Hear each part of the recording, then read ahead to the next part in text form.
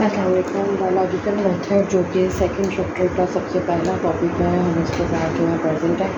तो सबसे पहले हम देख लेते हैं कि बायोलॉजिकल मेथड क्या है। बायोलॉजिकल मेथड जो है ये वो तरीका है जिसके ज़रिए से आप कोई भी बायोलॉजिकल प्रॉब्लम सॉल्व कर सकते हैं।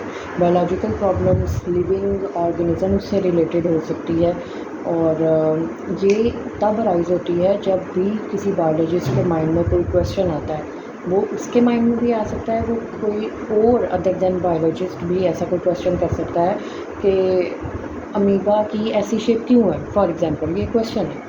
तो इस क्वेश्चन से जो है एक प्रॉब्लम अराइज़ होती है जिसे बायोलॉजिकल प्रॉब्लम कहते हैं, और जिस मेथड से हम इस प्रॉब्लम को सॉल्व करते हैं उसको बायोलॉजिकल मेथड कहते हैं।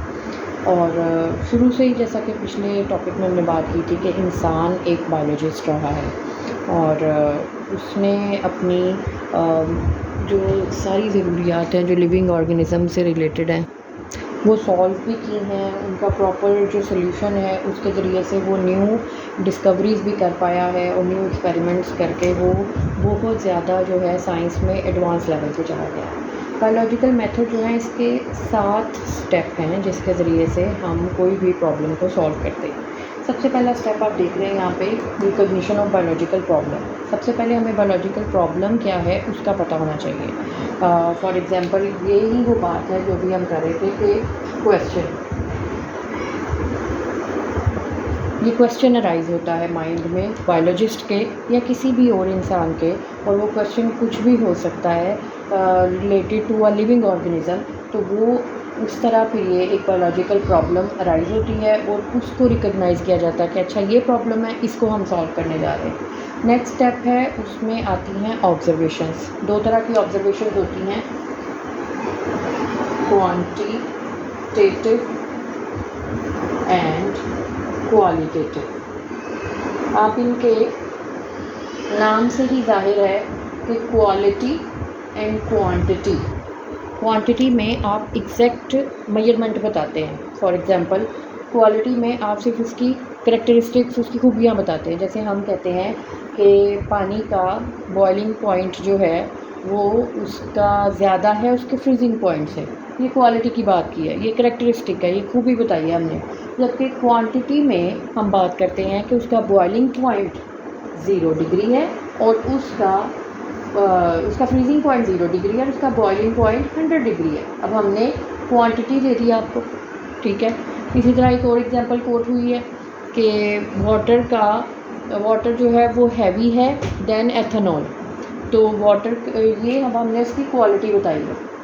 जब हम उसकी क्वांटिटी बताएंगे तो हम कहेंगे कि वाटर का 1 लीटर जो है वो 1000 ग्राम का है और एथेनॉल का 789 समथिंग का है। तो obviously water is more heavier. इसलिए 2 तरह की ऑब्जर्वेशंस है, एक ऑब्जर्वेशन जिसमें हम क्वांटिटी को डिस्कस करते हैं और एक ऑब्जर्वेशन जिसमें हम क्वालिटी को डिस्कस करते हैं। ऑब्जर्वेशंस हम जो बायोलॉजिकल प्रॉब्लम अराइज हुई है उससे हम ऑब्जर्वेशंस करते हैं और वो 2 ऑब्जर्वेशंस इस तरह की हो सकती हैं। अब जब ऑब्जर्वेशन हमने कर ली तो हमारा नेक्स्ट स्टेप है, हमने फॉर्मुलेशन करनी है हाइपोथेसिस की। हाइपोथेसिस क्या है कि जब ऑब्जर्वेशंस को आप एक डाटा में गैदर करते हो, एक टेबुलॉइड फॉर्म में ले आते हो, तो उसको आप हाइपोथेसिस कहते हैं। हाइपोथेसिस की बहुत ज़्यादा करैक्टरिस्टिक्स होती हैं, जैसा कि इसे टेंटेटिव होना चाहिए। पहली चीज़ क्या है, टेंटेटिव। इसका मतलब ये है कि आप इसको इतनी इसमें कैपेसिटी हो कि आप इसे फॉल्सिफाई कर सकें, झुठला सकें। मतलब ये एक हतमी नतीजा नहीं होना चाहिए, राइट। उसके बाद इसे एक जनरल स्टेटमेंट होना चाहिए,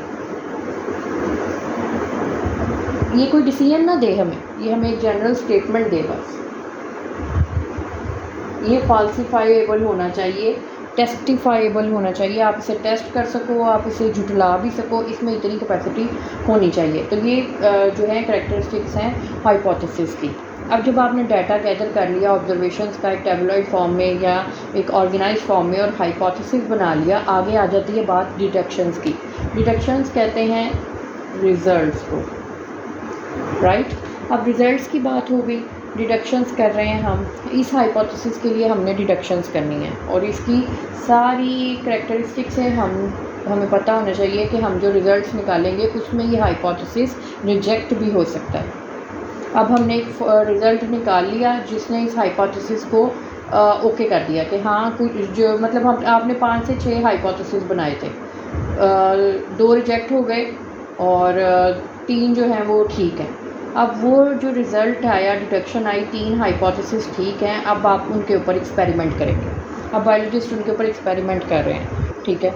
उसको मुख्तलिफ डाटा गैदर करके, पुरानी जर्नल्स पढ़ के, उनको अंडर ऑब्जर्वेशन रख के आपने एक्सपेरिमेंट किए और फिर आपने दोबारा एक्सपेरिमेंट के ज़रिए से रिज़ल्ट्स बनाए। अब ये रिज़ल्ट्स जो हैं इनकी समराइजेशन आप 6 स्टेप में करने लगे हो।